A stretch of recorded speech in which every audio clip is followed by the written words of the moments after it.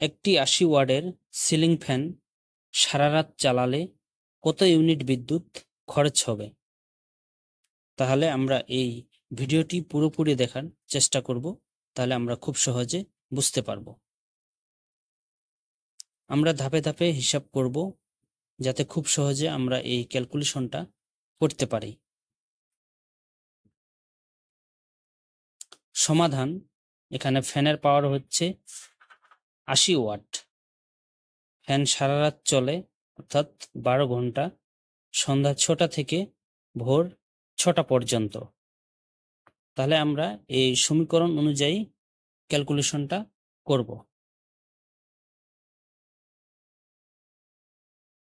ফ্যানের পাওয়ার ৮০ ওয়াট, ৮০ ওয়াটকে আমরা কিলোওয়াটে প্রকাশ করব। ৮০ ওয়াট ভাগ ১০০০, তাহলে আমাদের এখানে দাঁড়ায় 0.08 কিলোওয়াট। তাহলে আমরা কিন্তু এখানে ৮০ ওয়াটকে কিলোওয়াটে প্রকাশ করলাম। খরচ হওয়া বিদ্যুৎ সমান সমান পাওয়ার বা কিলোওয়াট গুণন সময় বা ঘন্টা। তাহলে এখানে আমরা কিলোওয়াট পাইলাম 0.08 কিলোওয়াট, এবং এখানে সময় আমরা পাইলাম ১২ ঘন্টা। তাহলে আমাদের গুণ করলে হয় 0.96 কিলোওয়াট আওয়ার, কিলোওয়াট ঘন্টা বা ইউনিট।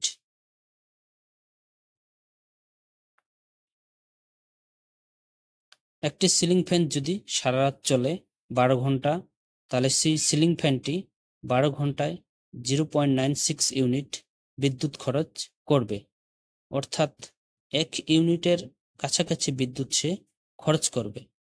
তাহলে আমরা কিন্তু খুব সহজে একটি ৮০ ওয়াট সিলিং ফ্যানের খরচ বের করলাম। আপনাদের বাসাবাড়ির সিলিং ফ্যান কতক্ষণ চলে বা সারা রাত চললেও কতটুকু বিদ্যুৎ খরচ করবে, সেটা আপনারা খুব সহজে বের করতে পারবেন এই নিয়মের সাহায্যে। ভিডিওটি যারা শুরু থেকে শেষ পর্যন্ত দেখেছেন, আশা করি ভিডিওটি আপনাদের খুব ভালো লেগেছে। ভিডিওটি যদি ভালো লাগে তাহলে অবশ্যই লাইক, কমেন্ট এবং শেয়ার করবেন। যারা হয়তো জানে না তারা খুব সহজে এটি শিখতে পারবে।